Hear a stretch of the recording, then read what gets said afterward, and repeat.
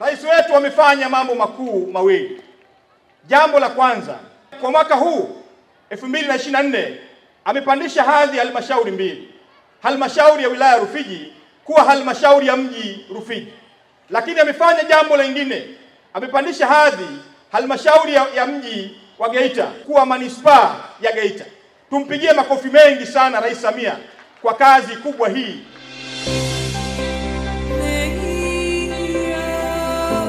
Mimi naitwa Jeffrey Mienzi, mkurugenzi wa manispaa ya Geita. Imeanzishwa kutokana na tangazo la serikali GN namba 84 ya tarehe 7 Februari 2025. Tuna furaha kubwa sana kujumuika pamoja na wafanyakazi wote wa manispaa yetu pamoja na wakuu wa taasisi na idara mbalimbali za serikali, viongozi wetu. Kwanza kutafakari namna ambavyo Mwenyezi Mungu ametuwezesha tukavuka salama mwaka wa 24 kuingia 25, lakini pia kutathmini namna ambavyo tumefanya kazi na mazingira mbalimbali tuliyoyapitia na mafanikio tuliyoyapata, lakini pia changamoto kadha wa kadha ambazo tumezipitia na hatimaye kuangazia mikakati ambayo tunayo. Cha kwanza napenda kuchukua nafasi hii kuwapongeza watumishi wa halmashauri ya manispaa Geita iliyokuwa mamlaka ya halmashauri ya mji kwa namna ambavyo tumefanya kazi kwa ushirikiano 2024, kwa sababu tulikuwa na miradi mingi ya maendeleo ikiwa imetawanyika katika sekta mbalimbali, hasa sekta za kihuduma, ikizingatiwa sisi halmashauri wajibu wetu ni kutoa huduma kwa jamii, ndio wajibu wa msingi. Naitwa Constantine John Kanyasu, ni mbunge wa Geita manispaa, lakini nimekuwa mbunge wa Geita mjini tangu mwaka 2015. Ninaifahamu Geita vizuri na nimepata bahati ya kushuhudia mabadiliko mengi yanayotokea Geita nikiwepo kwanza kama mzawa, lakini pili kama kiongozi. Kihistoria, Geita ni moja ya wilaya kongwe sana katika kanda ya Ziwa. Ilianza miaka ya 50 na kituko, lakini ilianza na wazungu wa koloni. Na kwa nini ilikuwa wilaya ya kwanza mapema sana? Ni kwa sababu hata wakati wa Mjerumani Geita palikuwa na machimbo makubwa ya dhahabu ambayo yalikuwa yanafanyika. Kwa hiyo ilikuwa ni sehemu ya wilaya ambazo zinapatikana mkoa wa Mwanza. Kwa ujumla, historia ya mji huu ulikuwa ni mji mdogo, mji wa wachimbaji, kwa maana ya wachimbaji wadogo, lakini ulikuwa ni mji ambao kihistoria palikuwa na traces za upatikanaji wa gold kutokana na madini ya kugunduliwa na Wajerumani miaka mingi huko nyuma. Kwa hiyo namshukuru sana Mwenyezi Mungu kupata fursa hii na kuwa sehemu ya kuweka historia ya kubadili mji wa Geita na sasa kuwa makao makuu ya mkoa. Na niseme machache kuhusu mambo tuliyoyafanya. Baada ya kukamilisha jengo la halmashauri ya manispaa, tukasema huko kwenye budget, tukapata pesa, tukajenga miundombinu ya mkoa, ofisi ya mkuu wa mkoa, taasisi za serikali, zimamoto, polisi, mambo ya ndani na kadhalika. Lakini baada ya kufanya mambo hayo yote, bado ilionekana kwamba tuna vitu ambavyo vinatakiwa vitufanye tuweze kupata hadhi ya manispaa. Na ndipo katika vikao mbalimbali tuliadhimia kutenga fedha na kuandaa master plan ambayo ndio utakuwa mwarobaini wa mpangilio wa miundombinu na ujenzi na Geita ya kesho. Kazi ya pili ni kuupanga mji wetu kwa maana ya kuupima. Imekuwa ni ajenda yangu kuomba manispaa bungeni, lakini pia viongozi wanapokuja hapa. Nikafikiri kwamba tukipata manispaa tutabeba ajenda ya kuboresha na kufanya mji huu uwe na thamani kubwa. Kwa hiyo namshukuru Mheshimiwa Rais alipofanya ziara hapa wakati wa maonyesho ya madini. Nilimuomba tena kwa mara nyingine, na Mheshimiwa Rais, kwa sababu jambo la kupandisha hadhi miji kuwa manispaa liko ofisini kwake, alimwelekeza waziri wa TAMISEMI kukamilisha taratibu za kuifanya Geita kuwa manispaa. Naitwa Hashim Abdalla Komba, mkuu wa wilaya ya Geita. Naomba nitumie fursa hii kumshukuru sana Daktari Samia Suluhu Hassan, Rais wa Jamhuri ya Muungano wa Tanzania, kwa namna ambavyo ameendelea kuitizama wilaya yetu ya Geita na kubwa zaidi kuitizama halmashauri ya manispaa ya Geita. Mtu anaweza akajiuliza swali, ni kwa nini tunafurahia kuwa halmashauri ya manispaa ya Geita? Tunavyokuwa halmashauri ya manispaa ya Geita, maana yake mji wetu sasa umekwisha kuwa na kasi ya ukuaji wake imeweza kushawishi kwa vigezo, imeweza kushawishi mamlaka kuona kwamba tunastahili kuwa manispaa. Tafsiri ya kuwa manispaa ni kwamba sasa mji wetu unakwenda kufanya kazi kubwa ya kutosha ya uboreshaji wa miundombinu ya barabara. Tunao wajibu wa kuyatafsiri maono ya Daktari Samia Suluhu Hassan kwa kuboresha miundombinu ya barabara kwenye maeneo yetu.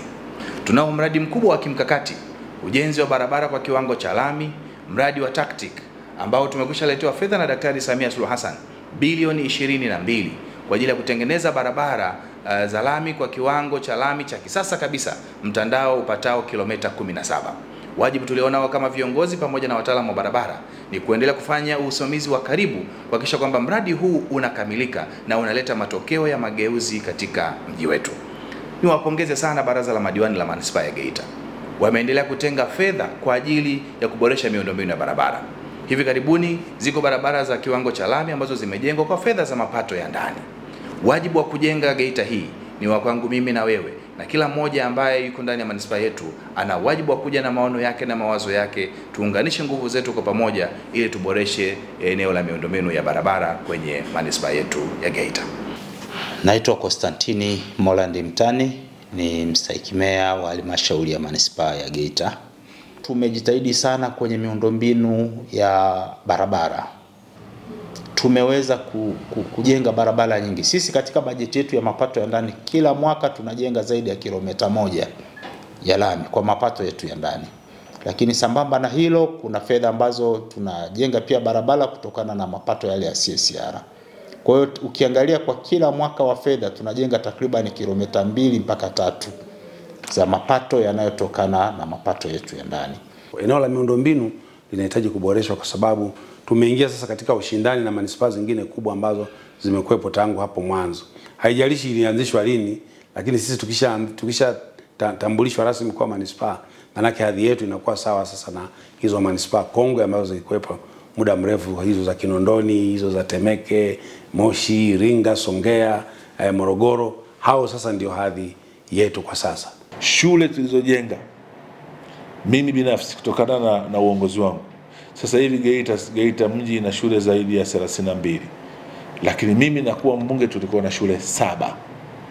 Shule nyingi zilizojengwa tumejenga kutokana na mapato ya ndani, tumejenga kutokana na CSR, tumejenga kutokana na zingine kutoka serikali kuu, kutokea SEQUIP, P4R na kadhalika. Kwenye huduma za afya tulikuwa na kituo kimoja cha afya ambacho kilikuwa kinafanya kazi, ambacho ilikuwa kituo cha afya cha Kasamwa. Lakini kwa kipindi hiki cha miaka takriban sasa 4 kuelekea 5 tumejenga vituo vya afya vifuatavyo. Tumejenga Nyankumbu, tumejenga kituo cha afya cha Bulela, tumejenga kituo cha afya cha Mgusu, na sasa tuko kwenye ukamilishaji wa ujenzi wa kituo cha afya cha Mtakuja. Upande wa zahanati nikiwa bado kwenye afya, karibu kila kata ina zahanati zisizopungua 2 mpaka 3, inategemea na kata husika, lakini hakuna kata iliyoko ndani ya manispaa ya Geita ambayo haina zahanati. Tunashukuru maboresho makubwa ambayo yameendelea kufanyika kwenye hospitali yetu ya manispaa. Tumepokea fedha zaidi ya milioni 900 ambazo zimefanya kazi kubwa sana ya kuweza kuhakikisha kwamba hospitali yetu inakuwa ni ya kisasa. Tutaendelea kuongeza nguvu ya maboresho, tutajenga vituo vya afya zaidi ili manispaa yetu ya Geita iweze kuwa ni sehemu ya faraja kwa namna ambavyo huduma zitatolewa. Haya yote yanakwenda sambamba na kuboresha huduma za upatikanaji wa maji. Nizungumze na wadau wetu wa GEWASA ambao wamepewa dhamana kwa mujibu wa sheria. Tunao mradi wa miji 28. Mradi ambao umegharimu zaidi ya dola za Kimarekani milioni 53.4, zaidi ya bilioni 124 za Kitanzania zimewekezwa kwenye mradi huu. Tunayachukua maji kutoka Ziwa Victoria. Leo hii Mheshimiwa Rais anaiwezesha manispaa yetu ya Geita kupata maji kutoka Ziwa Victoria kata ya Senga. Zaidi ya vijiji 19 vitanufaika huko njiani, lakini mji wetu huu sasa wa manispaa ya Geita utakuwa na maji ya kutosha yatakayosambazwa kwenye taasisi zetu na kwa wananchi, ili manispaa yetu iwe na maji yanayotosheleza kwa wananchi wetu. Tunalo soko letu la Nyankumbu, sehemu ambayo imekwisha jaa na inavutia kibiashara. Maono yetu kama manispaa ya Geita sasa ni kuwa na soko kubwa na la kisasa upande wa Nyankumbu pale, ili sasa tuwe na soko ambalo mtu akiliona anasema kweli nimeingia katika manispaa yetu ya Geita. Zote hizi ni faida za kuwa manispaa. Unapokuwa manispaa lazima ufikiri kimanispaa, utende kimanispaa, uje na miradi ya kimkakati ya kimanispaa na hatimaye uweze kufanya mageuzi kama ambavyo Daktari Samia Suluhu Hassan amedhamiria kubadilisha mji wetu na ametupa heshima hii ya kuwa halmashauri ya manispaa.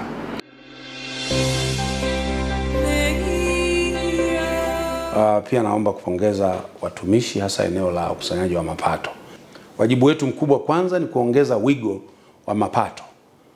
Kwa maana ya kutafuta vyanzo vipya, vyanzo vyenye nguvu, vyanzo vya uhakika ambavyo vitatuongezea mapato mengi. Baada ya kukusanya mapato na kuelekeza kwenye miundombinu, lazima tuibue na kutekeleza miradi ya kimkakati, miradi mikubwa ya kiuchumi, ikiwemo miradi ambayo itakuwa inaingiza kipato kikubwa kwa halmashauri, lakini miradi ambayo itakuwa inafungua fursa kwa wananchi kupata ajira na kujiajiri.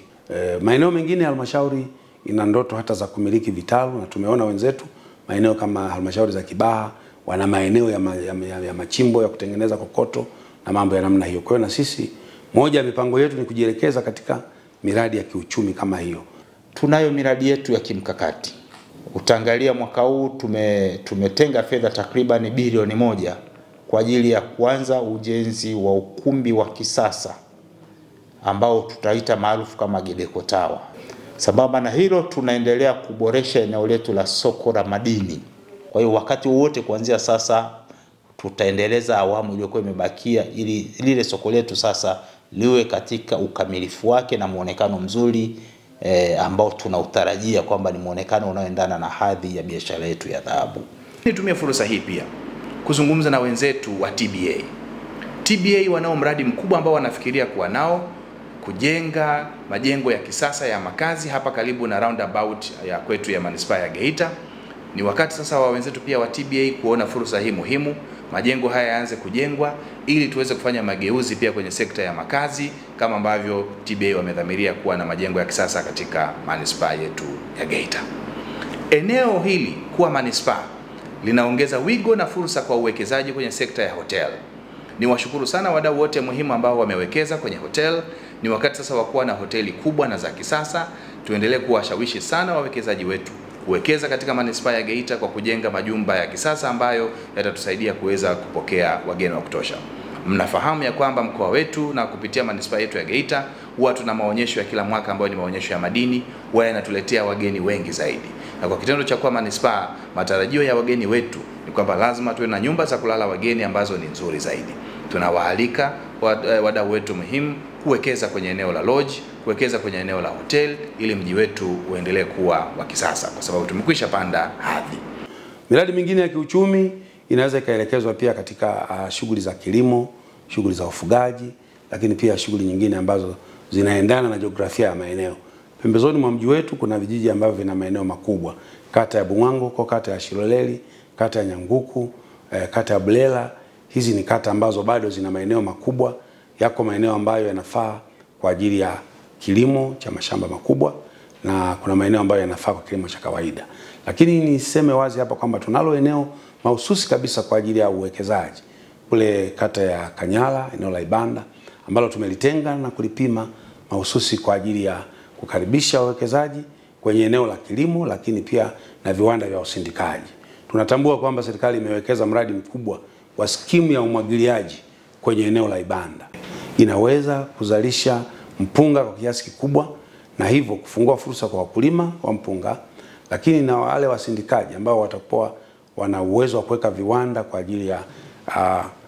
ajili ya kukoboa mpunga ili tuweze kupata mchele, tusindika na kusambaza maeneo mengine. Ushindani wetu utakuwa sasa ni wa halmashauri kama za Kiela, halmashauri kama za Mbalali, halmashauri kama za kule Ujewa ambako kimsingi mapato makubwa ya halmashauri au kule Ifakara, Kilombero, Mahengi ambako kipato cha halmashauri kinategemea sio tu mazao mengine madogo madogo yanayopatikana huko, lakini sesi inayotokana na kilimo kikubwa cha mpunga. Geita hii kama mkoa tunataka tuwe na vyuo vikuu. Tuko na mazungumzo na mheshimiwa mkuu wa mkoa na viongozi, lakini mimi mwenyewe binafsi nimetembelea baadhi ya wizara ili tupate baadhi ya vyuo vikuu ambavyo vinaweza kujenga matawi kwenye mji wetu wa Geita. Na yapo maandalizi ya baadhi ya vyuo ambavyo vimeomba kuja kuangalia. Tutumie fursa hii kuwakaribisha wawekezaji wa nje na hata wale wa ndani. Tunakwenda kupima viwanja na kuboresha kwa ajili ya uwekezaji. Tutakuwa tunapima viwanja vya makazi, viwanja vya biashara, lakini kwa wale wawekezaji wenye viwanda vikubwa tayari tumeshatenga maeneo kwa ajili ya kupima na kwenda kuwapa wale ambao wanakuja kuwekeza. Lakini sambamba na hilo pia ni manufaa ya uwepo wa kukamilika kwa daraja letu la Busisi. Kwa hiyo itakuwa ni kiunganishi kikubwa kati yetu Geita Manispaa na jiji la Mwanza.